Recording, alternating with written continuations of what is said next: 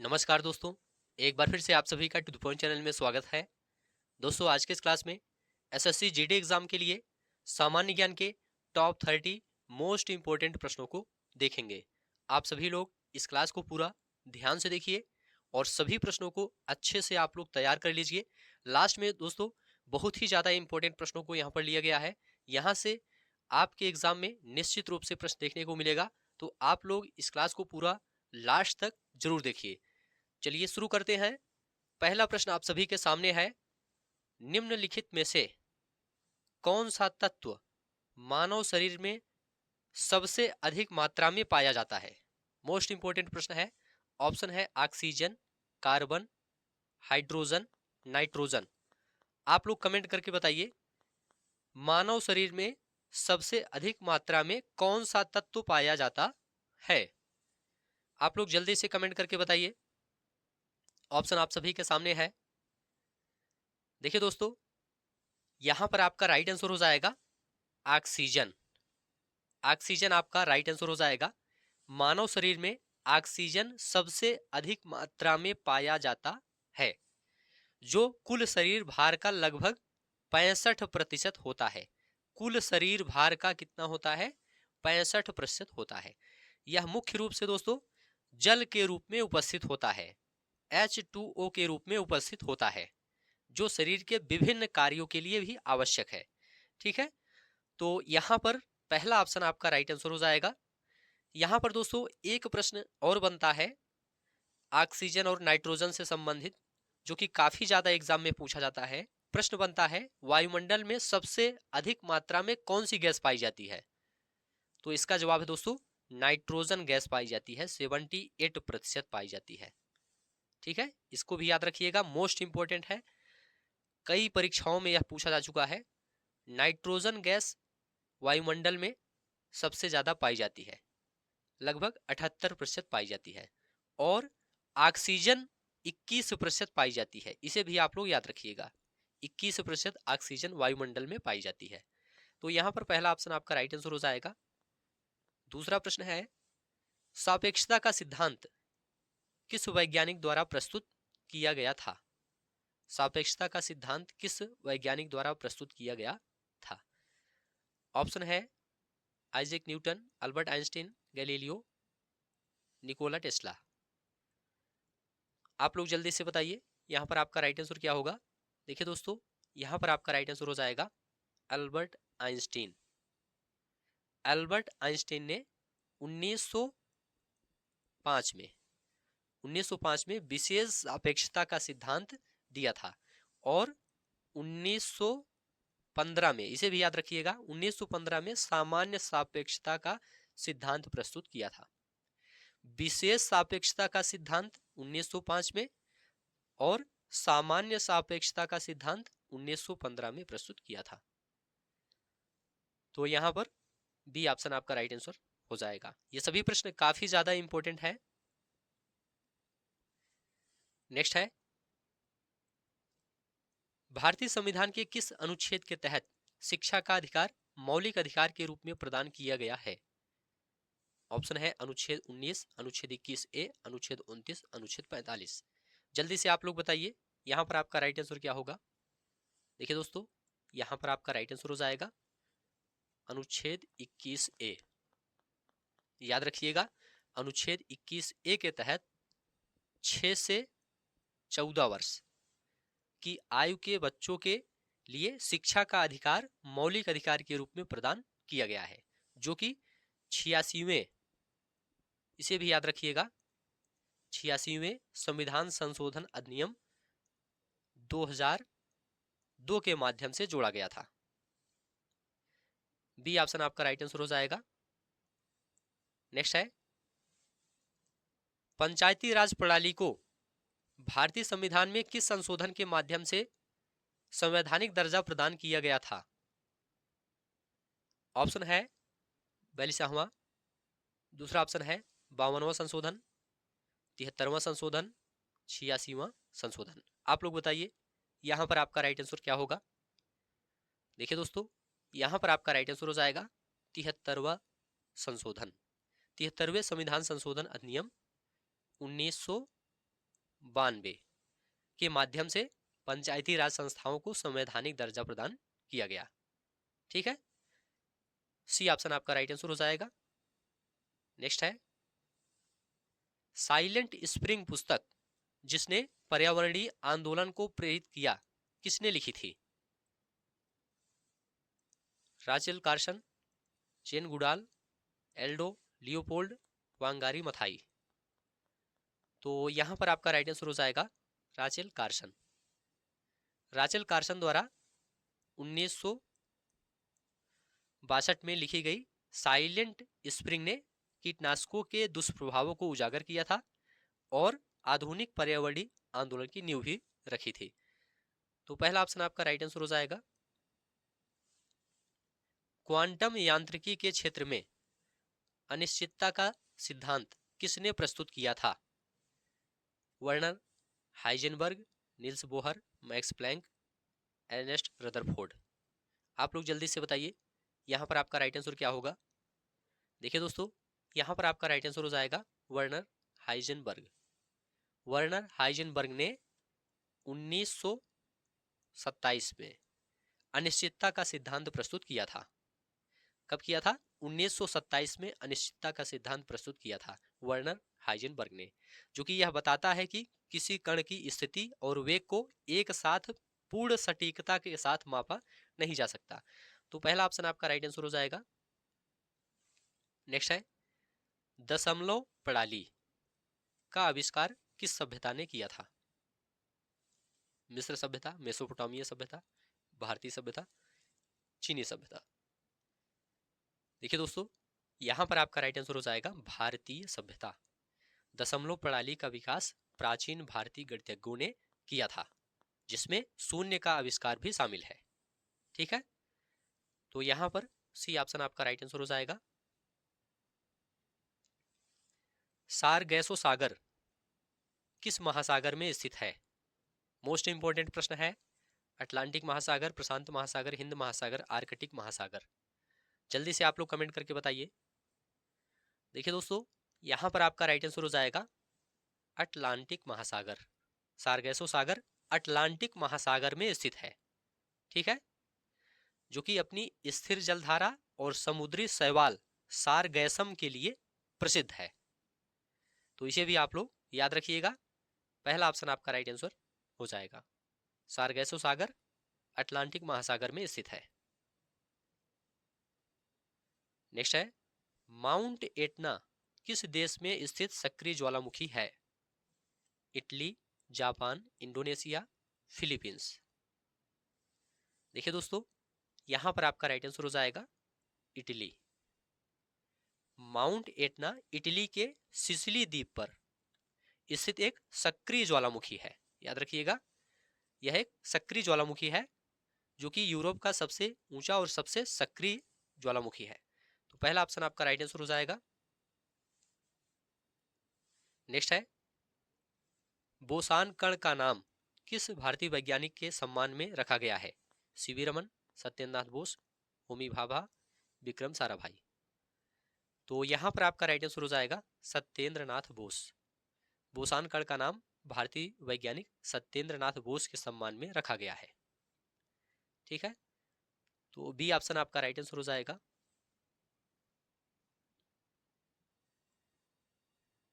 भारत में पहली जनगणना कब हुई थी?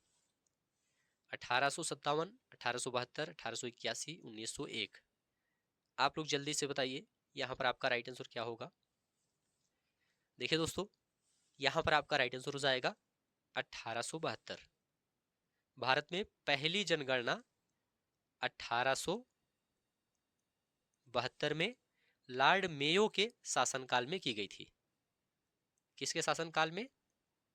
मेयो के शासनकाल में की गई थी। ठीक है, लेकिन दोस्तों यह जो जनगणना हुई थी यह पूर्ण रूप से व्यवस्थित नहीं थी। तो पहली व्यवस्थित जनगणना पूछा जाएगा तो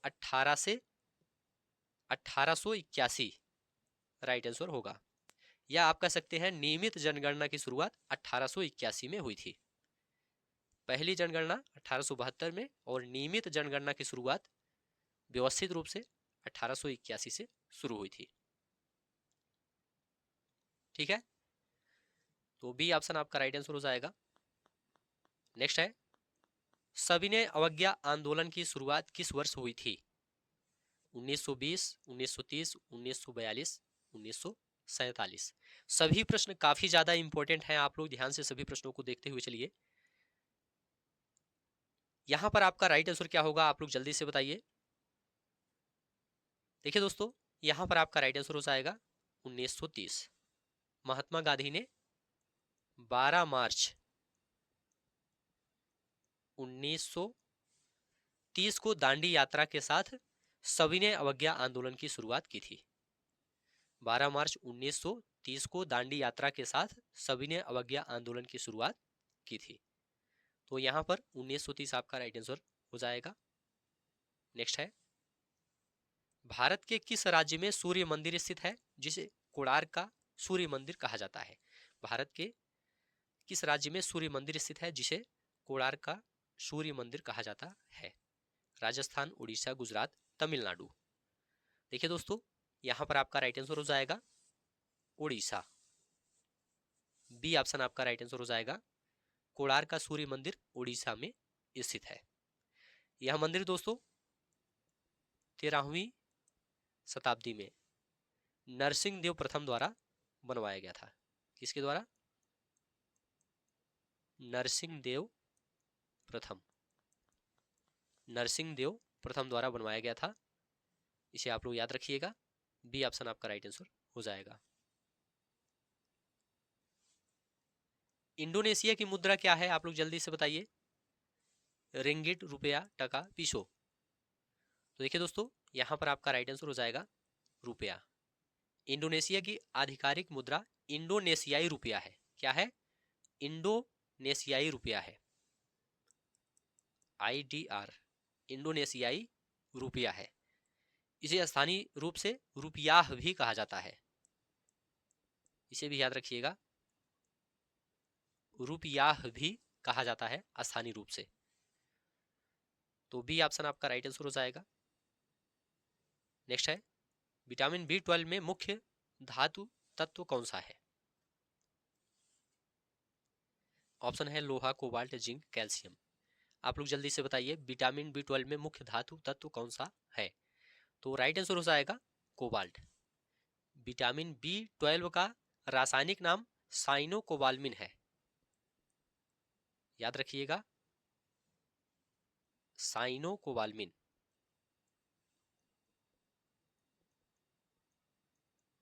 साइनोकोबाल्मिन, ठीक है।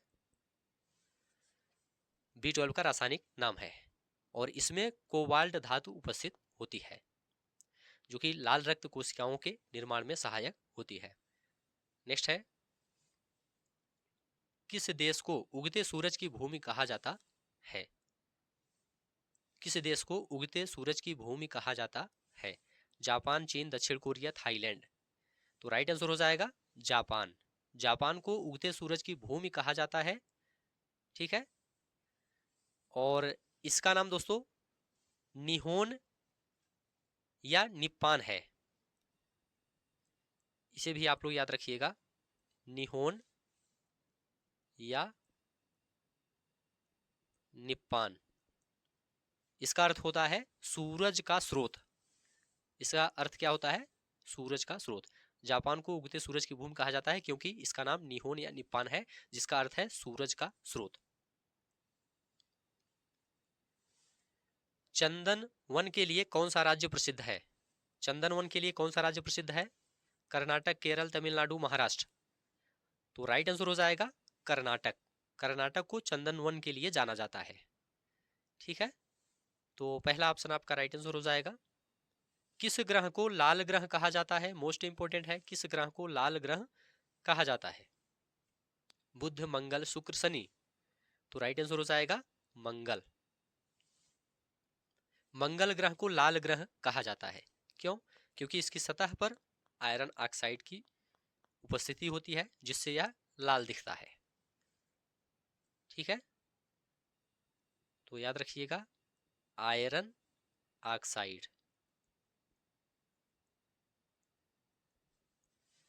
की उपस्थिति से यह लाल दिखता है। नेक्स्ट है, भारतीय संविधान में न्यायिक पुनरावलोकन की शक्ति किससे संबंधित है?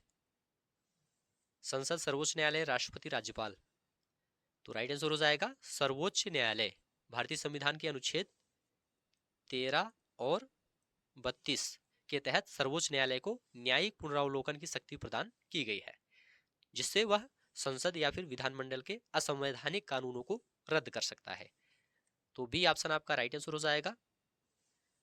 शीतकालीन ओलंपिक 2022 का आयोजन कहां हुआ था? ऑप्शन आप सभी के सामने है, आप लोग बताइए।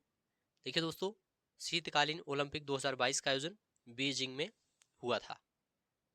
तीसरा ऑप्शन आपका राइट आंसर हो जाएगा।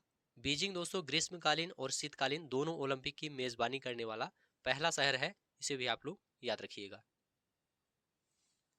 भारत और नेपाल के बीच की सीमा को क्या कहा जाता है? रेड क्लिफ लाइन, मैकमोहन रेखा, ओपन बॉर्डर, डूरंड लाइन। आप लोग बताइए यहां पर आपका राइट आंसर क्या होगा? देखिए दोस्तों, यहां पर आपका राइट आंसर हो जाएगा ओपन बॉर्डर। भारत और नेपाल की सीमा को ओपन बॉर्डर कहा जाता है। यह सीमा लगभग 1751 किलोमीटर लंबी है। 1751 किलोमीटर लंबी है और दोनों देश के नागरिक बिना वीजा के एक दूसरे के क्षेत्र में यात्रा कर सकते हैं, इसे भी आप लोग याद रखिएगा। आप लोग बताइए रेड क्लिफ लाइन किन देशों के बीच है? तो याद रखिएगा रेड क्लिफ लाइन भारत और पाकिस्तान के बीच है।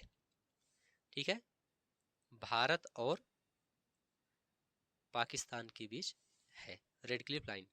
मैकमोहन रेखा किसके बीच है, किन देशों के बीच? तो यह दोस्तों भारत और चीन के बीच है, इंडिया और चाइना के बीच है। डूरंड लाइन किन देशों के बीच है? तो डूरंड लाइन दोस्तों यह पाकिस्तान और अफगानिस्तान के बीच है। ठीक है, पाकिस्तान और अफगानिस्तान के बीच डूरंड लाइन है। तो ये सभी आप लोग याद रखिएगा क्योंकि एग्जाम में यहां से भी प्रश्न पूछा जा सकता है। तो सी ऑप्शन आपका राइट आंसर हो जाएगा। पेरिस समझौता किससे संबंधित है? परमाणु हथियार नियंत्रण, व्यापार संबंध, जलवायु परिवर्तन, मानवाधिकार। तो यहां पर आपका राइट आंसर हो जाएगा जलवायु परिवर्तन। पेरिस समझौता जलवायु परिवर्तन से संबंधित है। यहां पर सी ऑप्शन आपका राइट आंसर हो जाएगा। नेक्स्ट है, शेर शाह सूरी द्वारा बनाए गए ऐतिहासिक ग्रांड ट्रंक रोड का प्राचीन नाम क्या था? मोस्ट इंपोर्टेंट प्रश्न है। Royal road, Satyamarg, Uttarapath, Dakshinapath. देखिए दोस्तों, यहां पर आपका राइट आंसर हो जाएगा उत्तरापथ। यहां पर सी ऑप्शन आपका राइट आंसर हो जाएगा। ग्रांड ट्रंक रोड जो कि उत्तर भारत को पूर्व से पश्चिम तक जोड़ती है और प्राचीन काल में उत्तरापथ के नाम से प्रसिद्ध थी। इसे उत्तरापथ के नाम से जाना जाता था। शेरशाह सूरी ने इसे सुधार कर नया रूप दिया, जिसे ग्रांड ट्रंक रोड के नाम से जाना जाता है। तो यहां पर सी ऑप्शन आपका राइट आंसर हो जाएगा। निम्नलिखित में से किस नदी को दक्षिण गंगा कहा जाता है? कावेरी, गोदावरी, कृष्णा, महानदी। तो यहां पर आपका राइट आंसर हो जाएगा गोदावरी। गोदावरी नदी को दक्षिण गंगा कहा जाता है। यह भारत की दूसरी सबसे लंबी नदी है। ठीक है, तो यहां पर बी ऑप्शन आपका राइट आंसर हो जाएगा। नरेंद्र मंडल की स्थापना किस वर्ष हुई? ऑप्शन है 1909, 1919, 1921, 1935। राइट आंसर हो जाएगा 1921। नरेंद्र मंडल की स्थापना 1921 में ब्रिटिश शासन द्वारा की गई थी। ठीक है, इसका उद्देश्य दोस्तों भारतीय रियासतों के राजाओं और ब्रिटिश सरकार के बीच संवाद को बढ़ावा देना था। किस भारतीय राज्य में काजीरंगा राष्ट्रीय उद्यान स्थित है? पश्चिम बंगाल, असम, मेघालय, मणिपुर। तो राइट आंसर हो जाएगा असम। काजीरंगा राष्ट्रीय उद्यान असम में स्थित है। यह दोस्तों एक सींग वाले गैंडों के लिए प्रसिद्ध है। इसे भी आप लोग याद रखिएगा, एक सींग वाले गैंडे के लिए प्रसिद्ध है। बी ऑप्शन आपका राइट आंसर हो जाएगा। नेक्स्ट है, चिपको आंदोलन का मुख्य उद्देश्य क्या था? चिपको आंदोलन का मुख्य उद्देश्य क्या था? महिलाओं के अधिकार, वनों की रक्षा, भूमि सुधार, जल संरक्षण। तो यहां पर आपका राइट आंसर हो जाएगा वनों की रक्षा। चिपको आंदोलन 1970 के दशक में उत्तराखंड में शुरू हुआ था। इसका उद्देश्य वनों की कटाई को रोकना था। इसमें दोस्तों ग्रामीण महिलाओं ने पेड़ों से चिपककर उनकी रक्षा की थी। तो यहां पर वनों की रक्षा आपका राइट आंसर हो जाएगा। निम्नलिखित में से कौन सी गैस वातावरण में ओजोन परत को नुकसान पहुंचाती है? Carbon dioxide, CFC, nitrogen, hydrogen. देखिए दोस्तों, यहां पर आपका राइट आंसर हो जाएगा CFC, chlorofluorocarbon. Chlorofluorocarbon gas ozone परत को नुकसान पहुंचाती है। ठीक है। और ओजोन परत दोस्तों यह सूर्य की पराबैंगनी किरणों से पृथ्वी की रक्षा करती है। इसे भी आप लोग याद रखिएगा। नेक्स्ट है, लाल बहादुर शास्त्री ने किस नारे को प्रसिद्ध किया था? जय जवान जय किसान, इंकलाब जिंदाबाद, वंदे मातरम, भारत छोड़ो। तो देखिए दोस्तों, यहां पर आपका राइट आंसर हो जाएगा जय जवान जय किसान। लाल बहादुर शास्त्री ने 1965 में भारत पाकिस्तान युद्ध के दौरान जय जवान जय किसान का नारा दिया था। पहला ऑप्शन आपका राइट आंसर हो जाएगा। भारत के मिसाइल मैन के रूप में किसे जाना जाता है? Doctor Vikram Sarabhai, doctor APJ Abdul Kalam, doctor Homi Bhabha, doctor CN Rao. तो राइट आंसर हो जाएगा doctor APJ Abdul Kalam. Doctor APJ Abdul Kalam को भारत के मिसाइल मैन के नाम से जाना जाता है। इन्होंने भारत के अंतरिक्ष कार्यक्रम और मिसाइल विकास में महत्वपूर्ण भूमिका निभाई है। तो बी ऑप्शन आपका राइट आंसर हो जाएगा।